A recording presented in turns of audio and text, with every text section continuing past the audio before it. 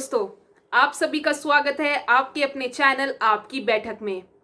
तो आज हम बात करेंगे राष्ट्रीय लोकदल के नए अध्यक्ष जयंत चौधरी के बारे में। लेकिन उससे पहले हम ये जिक्र करना चाहते हैं कि राष्ट्रीय लोकदल कब और किसने बनाई थी। तो राष्ट्रीय लोकदल सन 1996 में चौधरी अजीत सिंह ने बनाई थी और चौधरी अजीत सिंह अब तक आरएलडी के अध्यक्ष थे, वहीं जयंत चौधरी उपाध्यक्ष। लेकिन जैसे कि हाल ही में चौधरी अजीत सिंह का निधन हो गया है, तो अब जयंत चौधरी आरएलडी के नए अध्यक्ष बन गए हैं। वो 25 मई 2021 को राष्ट्रीय लोकदल के नए अध्यक्ष चुने गए थे और साथ ही अब जयंत चौधरी के कंधों पर अपनी पार्टी की सारी जिम्मेदारियां और बागडोर आ जाती है।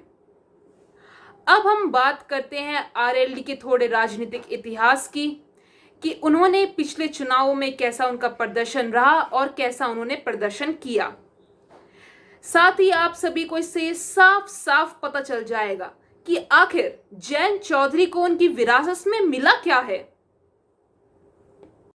तो सबसे पहले हम बात करते हैं 11वीं लोकसभा चुनाव के, जो कि 1996 में हुए। उस समय आरएलडी के केवल और केवल एक ही सांसद थे। उसके बाद 1998 में उनके सांसद शून्य पे चले गए। 1999 यानी कि 13वीं लोकसभा में उनके पास 2 सांसद थे। 2004 में 3 सांसद। उसके बाद अगर हम बात करते हैं 2009 में 15वीं लोकसभा इलेक्शन में आरएलडी ने भाजपा के साथ गठबंधन में चुनाव लड़ा। 7 सीटों पर लड़ी, जिसमें 5 सीटें आरएलडी ने जीती और ये उनकी अब तक की सबसे बेहतरीन परफॉर्मेंस रही है। जैसा कि आप सब जानते हैं कि 16वीं लोकसभा इलेक्शन 2014 से पहले मुजफ्फरनगर के कारण किसान मुस्लिम समीकरण बिखर गया था, जहां मुस्लिम सपा, बसपा, कांग्रेस में बट गए। वहीं दूसरी ओर किसान, खास तौर पर जाट, भाजपा की ओर मुड़ गए और यहां से शुरुआत हुई आरएलडी के पतन की कहानी। और हालत ऐसी हुई कि मोदी लहर में 2014 लोकसभा चुनाव में चौधरी अजीत सिंह अपनी पुश्तैनी सीट, जो कि बागपत है, वहां से वो तीसरे स्थान पर रहे और भाजपा के सत्यपाल सिंह से हार गए। दूसरी ओर उनके बेटे जयंत चौधरी भी मथुरा सीट से भाजपा की ही हेमा मालिनी के खिलाफ बम्पर वोटों से हार गए और पार्टी शून्य पर आ गई।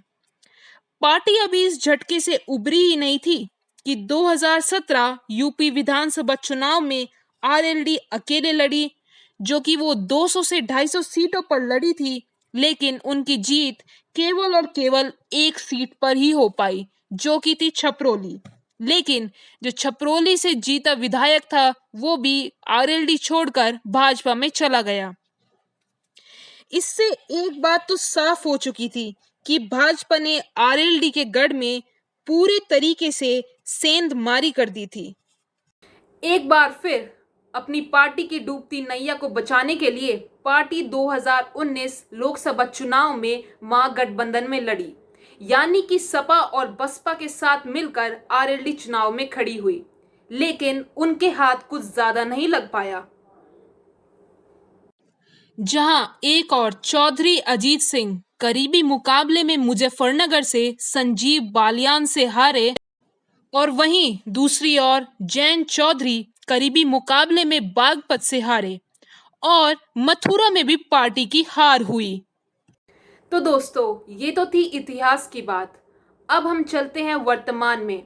तो अगर हम वर्तमान स्थिति की बात करते हैं तो आरएलडी पार्टी का कोई भी सांसद लोकसभा में नहीं है। वहीं विधानसभा में छपरोली यूपी से जीता विधायक अब भाजपा में भी जा चुका है। तो अब पार्टी के पास केवल और केवल एक विधायक ही रह गया है, जो कि है सुभाष गर्ग, जो राजस्थान के भरतपुर से आरएलडी के विधायक है। जैसा कि आप सब जानते हैं कि चौधरी अजीत सिंह नहीं रहे, तो अब जयंत चौधरी के पास ना तो चौधरी अजीत सिंह का अनुभव रहा है और ना ही उनका साया। तो अब सारी जिम्मेदारी जयंत चौधरी के कंधों पर आ जाती है। आप सब यही सोच रहे होंगे कि हमने इस इतिहास, राजनीतिक इतिहास की बात क्यों की, क्योंकि ये तो आप सब भी जानते होंगे।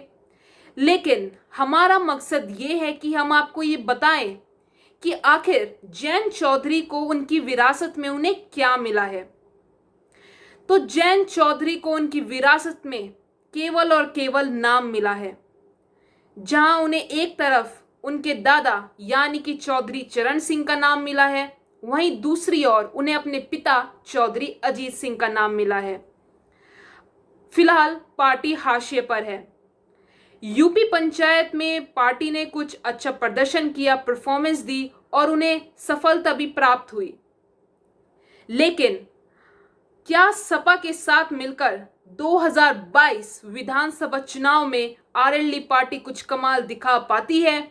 ये तो देखने वाली ही बात होगी और ये हमें आने वाले दिनों में ही पता चलेगा। लेकिन साथ ही जयंत चौधरी भी जानते हैं कि उनकी राह मुश्किल है लेकिन नामुमकिन नहीं, और इसीलिए देश और प्रदेश में बना किसान आंदोलन और 3 कृषि कानूनों के वजह से बना हुआ माहौल को वो अपने पक्ष में करने के लिए 50 से ज्यादा अब तक महापंचायतें कर चुके हैं, जिसमें भारी भीड़ भी देखने को मिली है। और साथ ही भीड़ में हर बिरादरी, धर्म के लोग वहां पे उनसे जुड़ने के लिए पहुंचे हैं। और ये ही 2013 में खोए वोट बैंक को हासिल करने के लिए जैन की सबसे बड़ी उम्मीद हो सकती है। कहीं ना कहीं जैन चौधरी का पश्चिम यूपी की राजनीति में जो पॉपुलैरिटी का ग्राफ है वो दोबारा बढ़ रहा है और पार्टी पहले के मुकाबले बेहतर स्थिति में आ चुकी है।